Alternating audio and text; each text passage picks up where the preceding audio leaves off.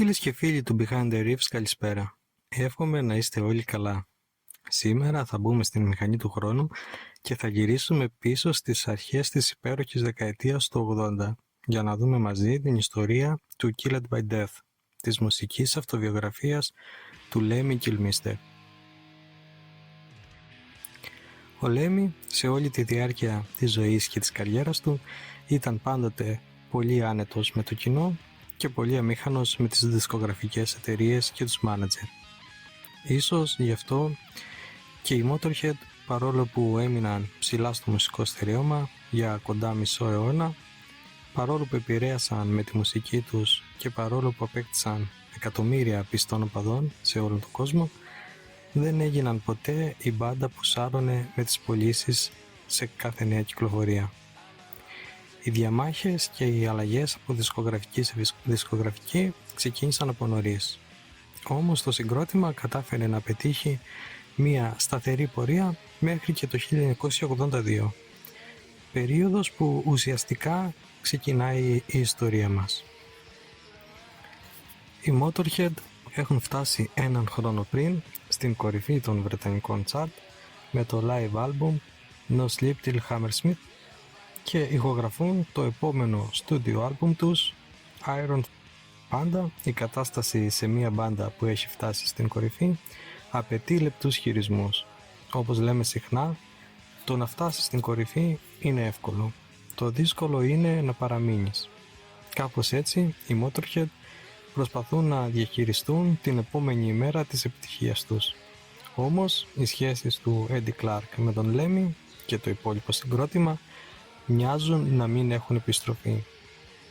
Κάτι που θα επιβεβαιωθεί τον Μάιο του ίδιου έτους κατά τη διάρκεια της περιοδίας του Iron Fest, όπου τελικά ο Eddie θα απολυθεί είτε θα αποχωρήσει από την μπάντα ανάλογα από ποια πλευρά ακούς την ιστορία και στη θέση του θα πάρει ο Brian Robertson. Ο Robertson όμως δεν θα ταιριάξει μαζί τους από πολλές απόψεις και έτσι λίγο αργότερα, αμέσως μετά την κυκλοφορία του Another Perfect Day, θα αποχωρήσει και αυτός, ενώ την ίδια περίπου περίοδο θα αποχωρήσει και ο drummer Phil Taylor. Ο Lemmy θα επαναφέρει την ιδέα για δύο κιθάρες και θα προσλάβει τους Phil Campbell και Michael Baston και για τη θέση του drummer τον Pete Gill, τον Saxon. Παρόλο που η νέα σύνθεση επέτρεπε στους Motorhead να συνεχίσουν, η δισκογραφική τους, Bros Records, δεν πίστευε ότι η νέα εκδοχή του συγκροτήματος είχε μέλλον. Έτσι αποφάσισε να τους αφήσει έξω από το στούντιο και να κυκλοφορήσει μια διπλή συλλογή για να εκμεταλλευτεί τον υπάρχοντα κατάλογό τους μέχρι να σταθεροποιηθεί η κατάσταση. Έτσι γεννήθηκε το άλμπουμ No Remorse σε μια πολυτελή έκδοση με δερμάτινο εξώφυλλο. Ο Lemmy φρόντισε να ηχογραφηθούν 4 καινούρια τραγούδια για να παρουσιαστεί κάπως η νέα σύνθεση της μπάντας στο κοινό.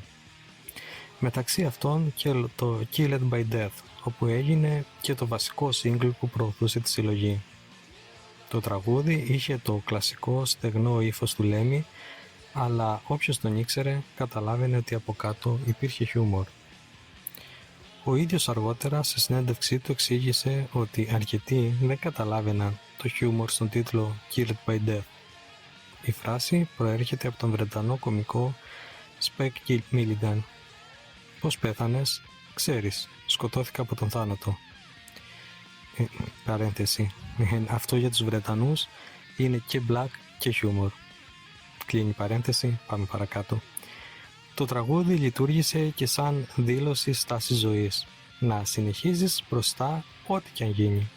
Ο Lemmy πάντα ζούσε με το δικό του τρόπο και χωρίς απολογίες.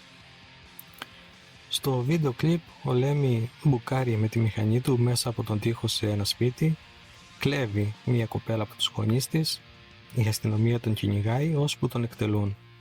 Τον περνάνε και από την ηλεκτρική καρέκλα για να είναι σίγουροι, όμως στο τέλος ανασταίνεται από τον τάφο του επάνω στην ίδια μηχανή κατά τη διάρκεια της κηδείας του.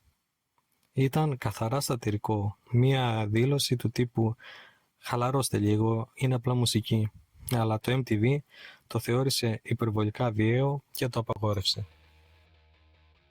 Το Killed by Death για πολλούς είναι μία περίληψη της ίδιας της ζωής του ανθρώπου που στεκόταν στο κέντρο της μπάντας, του Lemmy Kilmister. Οι στίχοι δεν λειτουργούν τόσο ως ιστορία όσο ως στάση ζωής. Ο Λέμι δεν γράφει μυθιστόρημα, απλά πετάει εικόνες, προκλήσεις και μία μεγάλη δόση προκλητικού χιούμορ. Το τραγούδι παρουσιάζει έναν χαρακτήρα που εμφανίζεται σε έναν κόσμο γεμάτο κανόνες, καθώς πρέπει οικογένειες και ανθρώπους που πιστεύουν ότι ξέρουν πώς πρέπει να ζει κανείς. Αλλά εκείνος δεν παίζει με αυτούς τους κανόνες. Το μήνυμα είναι σχεδόν προκλητικό. Δεν μπορείτε να με σταματήσετε, δεν με νοιάζουν οι κανόνες σας. Και μετά έρχεται η πιο χαρακτηριστική ιδέα του τραγουδιού. Θα συνεχίσω έτσι μέχρι να με σκοτώσει ο ίδιος ο θάνατος. Με άλλα λόγια, θα ζω στα άκρα μέχρι το τέλος. Για εκείνον το νόημα ήταν «Ζήσε όπως είσαι, όχι όπως σε θέλουν». Ένα μήνυμα για πολλούς αποδέκτες. Ο Λέμι δεν ήταν ο άνθρωπος που δεχόταν εύκολα περιορισμούς, πόσο μάλλον από ανθρώπους με κοστούμια που δεν είχαν πατήσει ποτέ πάνω στη σκηνή. Ούτε λύγιζε από οποιαδήποτε δυσκολία μπορούσε να εμφανιστεί στο δρόμο του. Ολόκληρη η μπάντα του έπρεπε να αλλάξει μέσα σε πολύ μικρό χρονικό διάστημα, αμέσως μετά την κορύφωσή της μέχρι τότε καριέρας της. Όμως εκείνος απλά συνέχισε να πατάει γκάζι και να κάνει αυτό που ήθελε χωρίς να τον νοιάζει τι θα ξημερώσει. Σε έναν τεράστιο βαθμό ο Λέμι έζησε σύμφωνα με την φιλοσοφία του τραγουδιού, τόσο πριν το 1984 όσο και μετά. Δεν άλλαξε ποτέ, δεν ακολούθησε μόδες, έπαιζε δυνατά, ζούσε γρήγορα και έλεγε πάντα ακριβώς αυτό που σκεφτόταν. Έζησε την απόλυτη rock and roll ζωή. Γυναίκες, τσιγάρα, Jack Daniels, speed, κουλοχέριδες. Ζούσε για χρόνια στο ίδιο μικρό διαμέρισμα στο Λος Άντζελες, κοντά στο αγαπημένο του στέκι. Δεν προσπάθησε ποτέ να γίνει εμπορικός για να πετύχει, αλλά τελικά έγινε θρύλος. Ο Λέμι συνέχισε να περιοδεύει μέχρι τις τελευταίες ημέρες της ζωής του.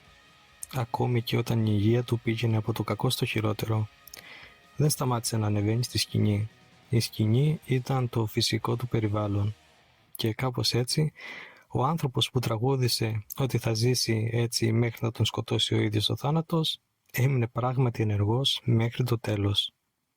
Εάν υπάρχει ένας τρόπος να περιγράψει κανείς τη ζωή του Λέμι, είναι ίσως ο ίδιος που περιγράφει το Killed by Death.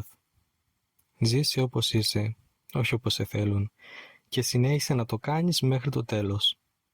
Μία από τις τελευταίες κουβέντες του με τον καλό του φίλο Όζι, όταν πια έβλεπε το σώμα του να καταραίει, ήταν η εξής.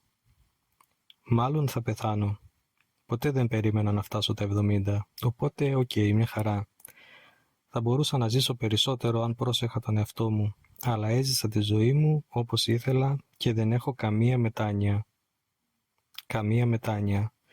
No remorse.